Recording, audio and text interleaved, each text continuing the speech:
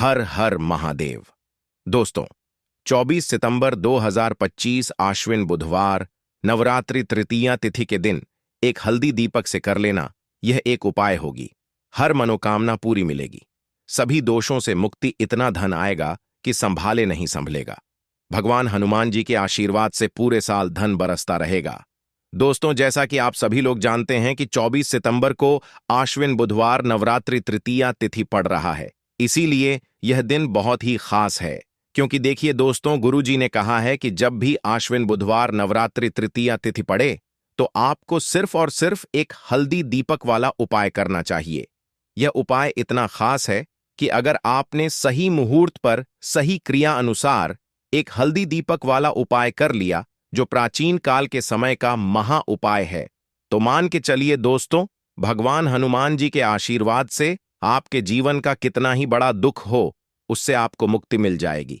आपकी कोई भी मनोकामना हो, मान लीजिए आप नौकरी की तैयारी कर रहे थे, आपकी नौकरी लग जाएगी, आपका बंद पड़ा व्यापार चल पड़ेगा, जिस बीमारी से आप बहुत दिनों से परेशान थे, उस बीमारी से आपको मुक्ति मिल जाएगी। आपके जीवन में धन आना शुरू हो जाएगा, आपके जीवन में धन आने के सारे रास्ते खुल जाएंगे और मान के चलिए दोस्तों, फिर आपको किसी भी प्रकार की परेशानी का सामना नहीं करना पड़ेगा। इसीलिए दोस्तों, इस दिन आप लोगों को इस वाले उपाय को जरूर कर लेना है। भले ही आपने पूरे साल भर इस उपाय को ना किया हो, पर अगर आपने इस आश्विन बुधवार नवरात्रि तृतीया तिथि के दिन अगर इस वाले उपाय को कर लिया, तो आपको इस उपाय को करने का वह फल मिलेगा जिसकी आपने कभी कल्पना भी नहीं करी होगी। इसीलिए आप लोग इस एक हल्दी दीपक वाले उपाय को एक बार जरूर कर लेना, ताकि आप लोगों के हाथ से यह मौका न जा सके और आपको इस उपाय को करने का फल मिल सके। दोस्तों, यह उपाय पंडित जी ने अपनी अभी की ही शिव महापुराण की कथा में बताया है, जो इस उपाय को आज हम आपको बहुत अच्छे से समझाने वाले हैं। इस वीडियो को देखने के बाद इस उपाय को समझने के लिए आपको कोई और वीडियो को देखने की जरूरत नहीं पड़ेगी। तो चलिए दोस्तों, उपाय को शुरू करते हैं।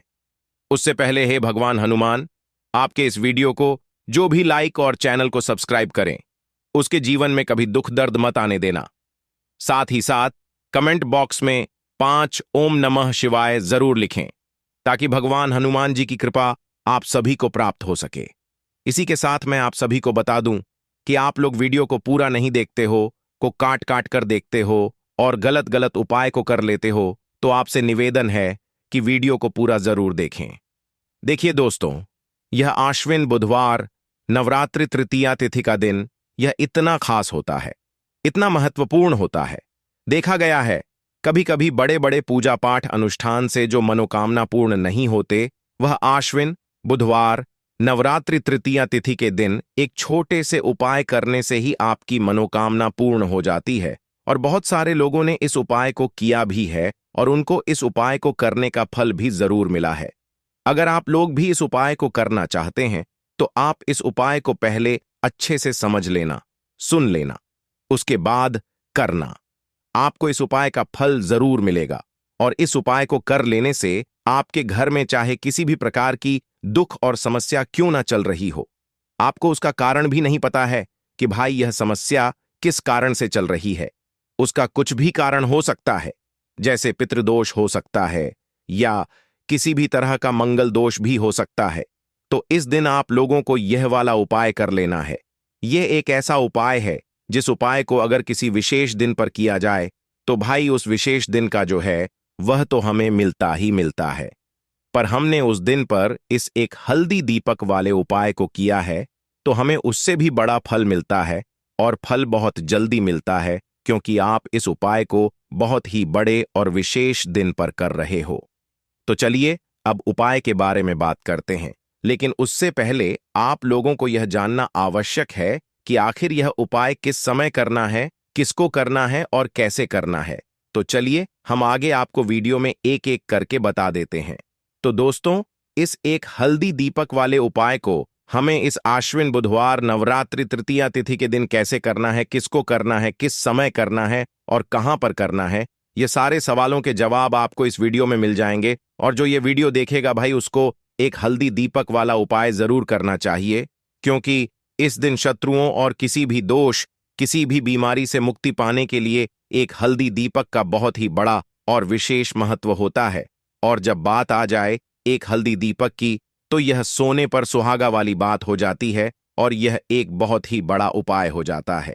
अब दोस्तों, इस एक हल्दी दीपक वाले उपाय को आखिर करना किसको है, सबसे पहले हम लोग वह बात जान लेते हैं। तो देखो, घर की जो बड़ी माताएं बहनें होती हैं, उन माताओं बहनों में से कोई भी एक बड़ी माता बहन इस वाले उपाय को कर सकती है। और दोस्तों, अगर आप चाहें तो अपने घर में से सभी सदस्यों को भी इस उपाय को करवा सकते हैं। अगर किसी व्यक्ति की खुद की कोई मनोकामना है, खुद की कोई दुख और परेशानी है जो कि वह अपने लिए ही करना चाहता है, इस वाले उपाय को तो वह खुद अपने लिए भी कर सकता है। बाकी अगर कोई घर में से ऐसा है जो कि अपने पूरे घर परिवार की सुख और शांति के लिए यह वाला उपाय करना चाहता है, तो भाई वह भी कर सकता है। उसमें भी कोई दिक्कत वाली बात नहीं है। कहने का मतलब यह है कि इस उपाय को हर एक सदस्य भी कर सकता है और पूरे घर परिवार के सदस्य के लिए घर की बड़ी माताओं बहनों में से कोई एक माता बहन भी कर सकती है। माताएं बहनें अगर घर में उपस्थित ना हो या वह यह वाला उपाय ना कर पा रही हो, तो फिर घर का कोई बड़ा सदस्य भी इस एक हल्दी दीपक वाले उपाय को कर सकता है। चाहे फिर वह पुरुष ही क्यों ना हो, उसमें कोई भी दिक्कत वाली बात नहीं है। अब दोस्तों, एक हल्दी दीपक वाले उपाय को हमें करना कहां पर है? देखो, इस उपाय को हमें मंदिर में ही करना है।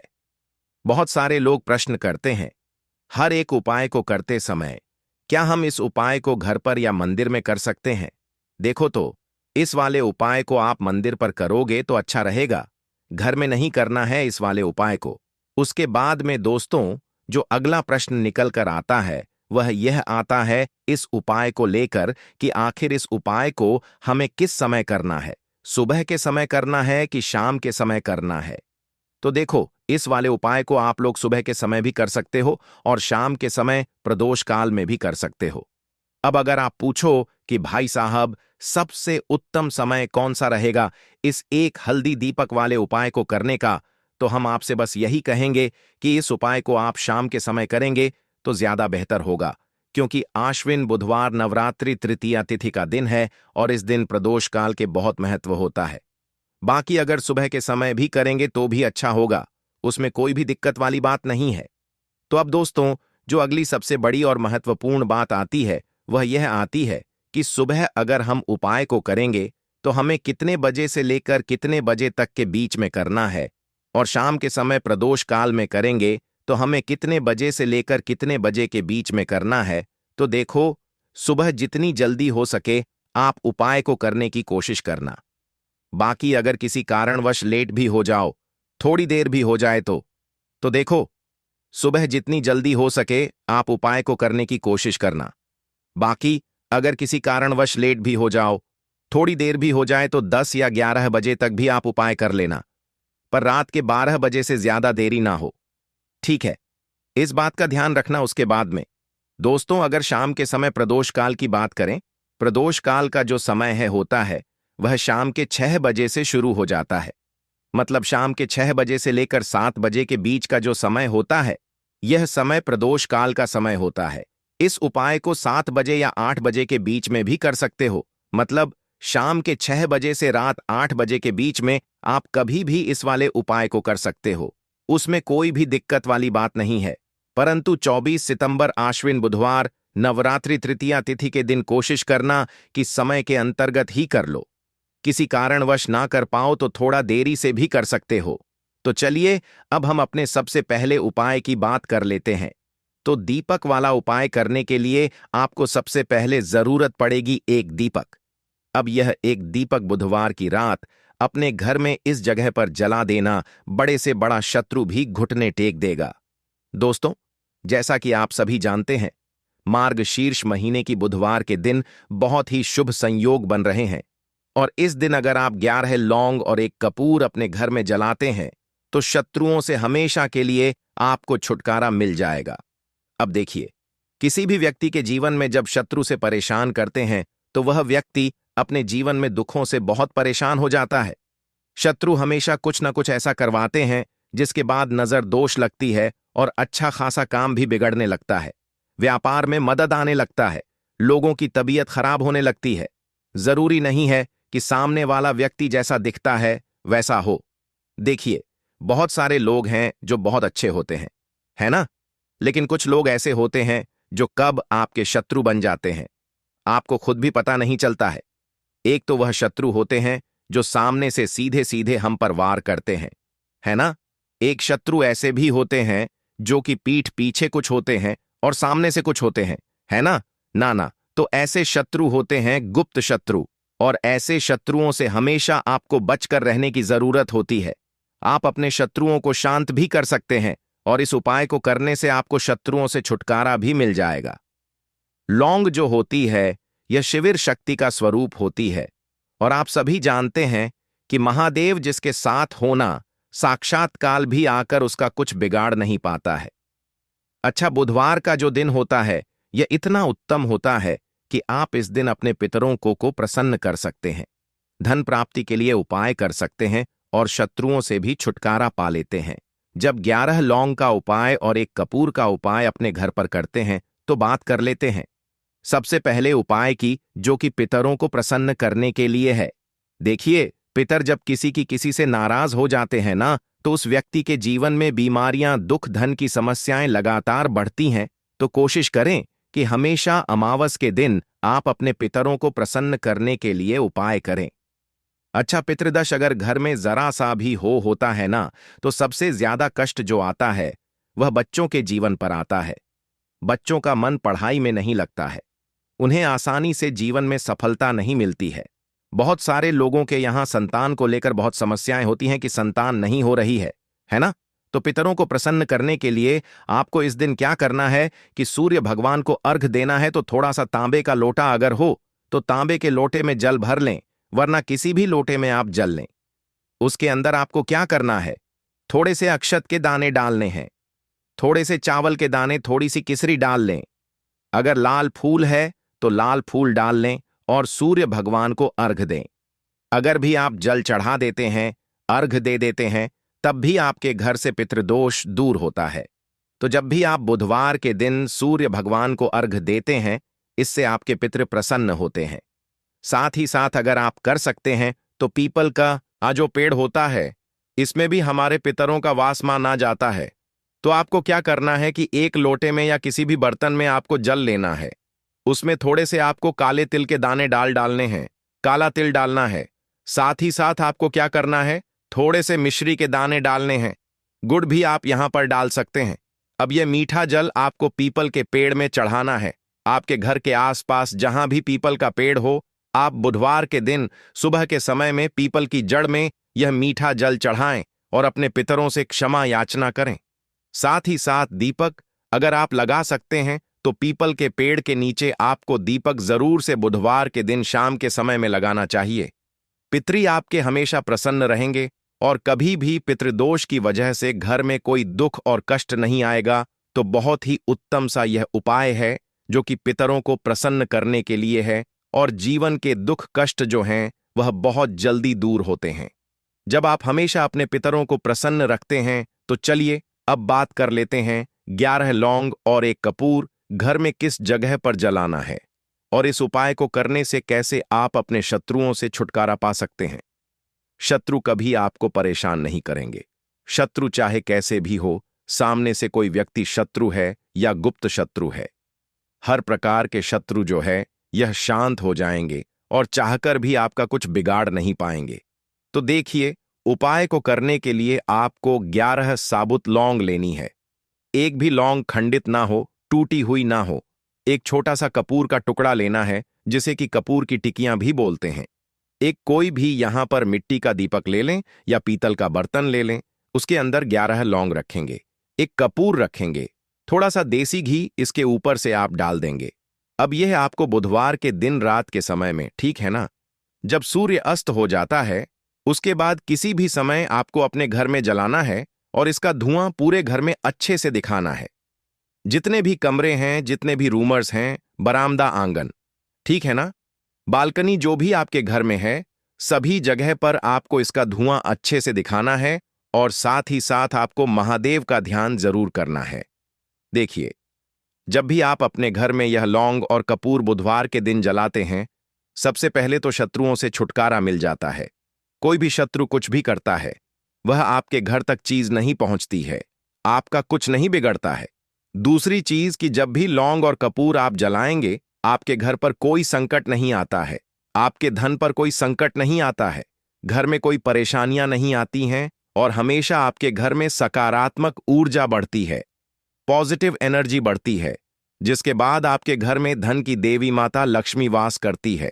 लौंग और कपूर जिस घर में कोई भी व्यक्ति जलाता है, विशेषकर बुधवार के दिन, तो ऐसा समझ लीजिए इसके बहुत चमत्कार हैं, बहुत ज्यादा लाभ है।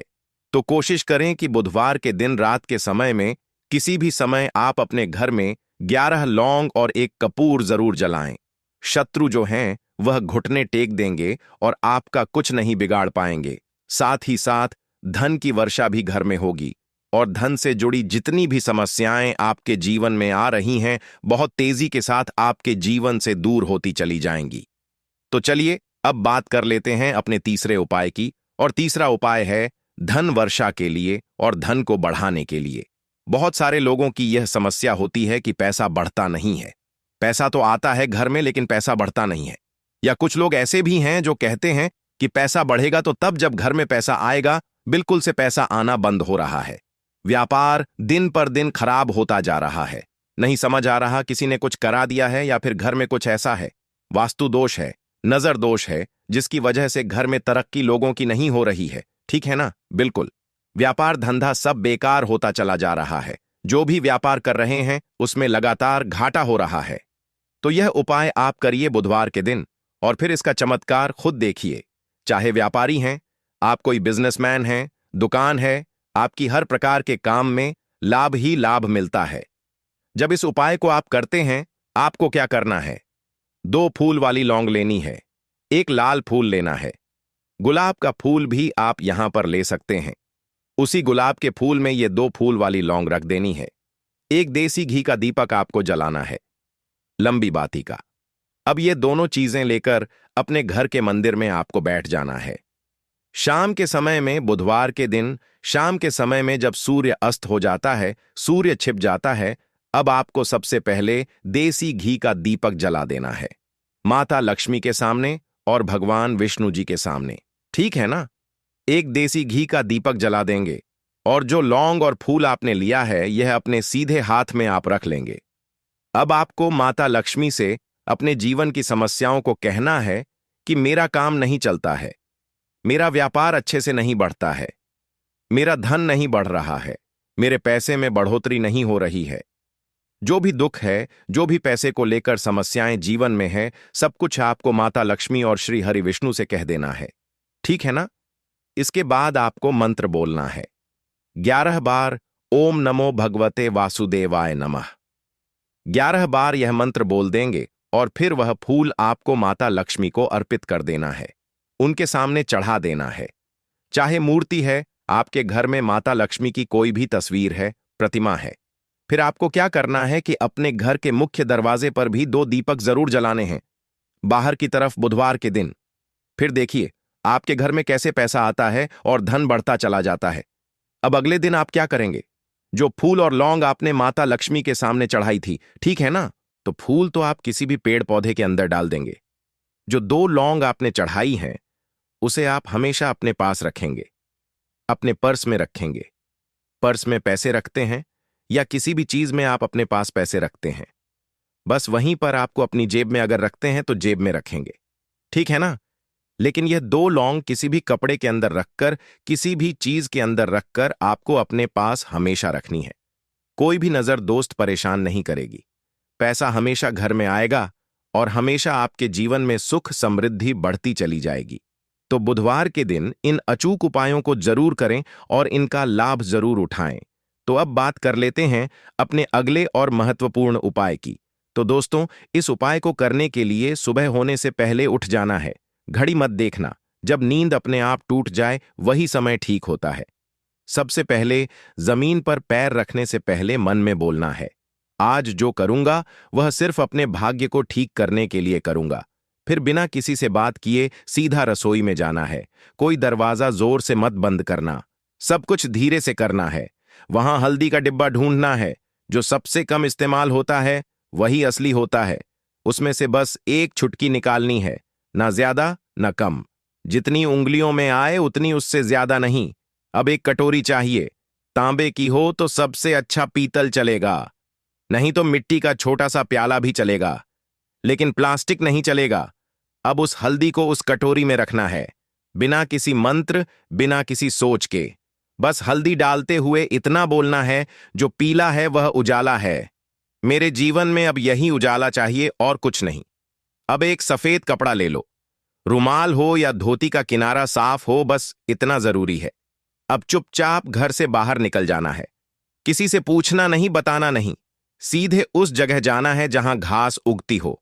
कोई मंदिर का पिछवाड़ा, कोई खाली मैदान, कोई तुलसी के पास की मिट्टी, कहीं भी जहां जमीन ने दूरवा को जन्म दिया हो। अब जमीन पर बैठना नहीं है, बस खड़े खड़े झुककर देखना है और धीरे धीरे दूरवा तोड़नी है। पूरी की पूरी नहीं, बस ऊपर की 3 पत्तियों वाली शाखा, एक नहीं, 2 नहीं, पूरे 21 तोड़नी है। लेकिन हर बार जब तोड़ो तब मन में एक बात बोलनी है, हे गणपति, मेरी अटकी हुई किस्मत को काट दो। हर बार यही 21 बार। अब वह दूरवा रूमाल में लपेट लो और घर लौट आओ। अब जहां सबसे ज्यादा शांति हो वहां बैठो। मंदिर हो तो ठीक, नहीं तो दीवार का वह कोना जहां बचपन में बैठते थे, वहां बैठ जाना है। अब कटोरी को अपने सामने रख देना है, दूरवा खोलनी है और एक एक करके सारी दूरवा उस हल्दी में डालनी है और हर बार मन में बोलना है, जो रुकावट है वह अब नहीं रहेगी। फिर उसी कटोरी को अपने दोनों हाथों से उठाना है, आंखें बंद करनी है और एक लंबी सांस लेकर उसे माथे से लगाना है। फिर बिना कुछ बोले, बिना कुछ मांगे, बस 5 मिनट तक मौन बैठना है। वह मौन ही सबसे बड़ी प्रार्थना है। अब उसी कटोरी में थोड़ा सा शुद्ध जल डालना है। अगर गंगा जल हो तो बहुत अच्छा, नहीं है तो भी चलेगा। पानी से हल्दी और दूरवा भीग जाए, बस उतना। अब कटोरी को सिर के ऊपर से 3 बार घुमाना है, पहले दाएं से, फिर बाएं से, फिर एक बार और दाएं से, जैसे कोई अंधेरे का घेरा काट रहा हो। और फिर उस कटोरी को लेकर चुपचाप घर से बाहर जाना है, किसी पुराने पीपल के पेड़ के नीचे या किसी बहते पानी में, नदी में, वहां जाकर वह हल्दी और दूरवा बहा देनी है। लेकिन ध्यान रखना, पीछे मुड़कर नहीं देखना है। जैसे जो छोड़ आए वह अब दोबारा जिंदगी में लौटे नहीं। फिर लौट कर घर आना है, हाथ मुंह धोना है, लेकिन ना कुछ खाना है ना पीना है। कम से कम दोपहर तक कुछ नहीं, सिर्फ मौन रहना है और मन में एक बात टिकाए रखना है, अब जो होगा वह मेरे लिए सही होगा। यही उपाय है, यही टोटका है और यही भरोसा है। इसे किसी को बताना नहीं है, किसी से चर्चा नहीं करनी है। और किसी दिन अचानक जब कोई बंद दरवाजा अपने आप खुल जाए तो समझ लेना हल्दी और दूरवा ने अपना काम कर दिया है। अब जब उपाय पूरा हो गया, जब तुमने चुपचाप हल्दी उठाई, दूरवा तोड़ी, मंत्र नहीं बोला, लेकिन प्रार्थना की, तो समझो कि अब काम उस स्तर पर शुरू हुआ है जहां शब्द नहीं पहुंचते, जहां इंसान की समझ रुक जाती है और जहां से किस्मत की चाल चलती है। मगर दिक्कत यह है कि आजकल इंसान इतना शोर सुनता है कि जब जीवन में कोई बदलाव चुपचाप आता है तो वह उसे पहचान ही नहीं पाता। इसलिए जरूरी है यह जानना कि उस उपाय ने असर करना शुरू किया है या नहीं, और अगर हां तो कैसे। सबसे पहला संकेत, मन की हल्कापन। कोई बड़ी बात नहीं होती, बस एक सुबह उठते हो और बिना वजह मन हल्का महसूस करता है। ना कोई बड़ी खुशखबरी मिली होती है, ना कोई पैसा वापस आया होता है, लेकिन भीतर से लगता है कि जैसे कुछ हट गया है। कोई बोझ, कोई डर, कोई घबराहट जो महीनों से थी, आज नहीं। यही पहला संकेत है कि उस हल्दी ने अपना रंग फैलाना शुरू कर दिया है और दूवा ने जो बांधा था उसे काटना शुरू कर दिया है। दूसरा संकेत, वह लोग जो आपको नीचा दिखाते थे अचानक चुप हो जाते हैं। वह जो रोज ताना मारते थे, वह जो आपको नजरअंदाज करते थे, वह जो आपके रास्ते में दीवार बनते थे, अचानक जैसे किसी अदृश्य ताकत ने उनकी जुबान बांध दी हो। वह सामने होते हुए भी आपसे कुछ नहीं कह पाते, और जब आप जाते हो तो उनके चेहरे पर एक झिझक होती है, जैसे वह जानते हो कि अब आप वहीं नहीं रहे। यह दूरवा का काम है, जो रुकावटें बिना आवाज के काट देती है।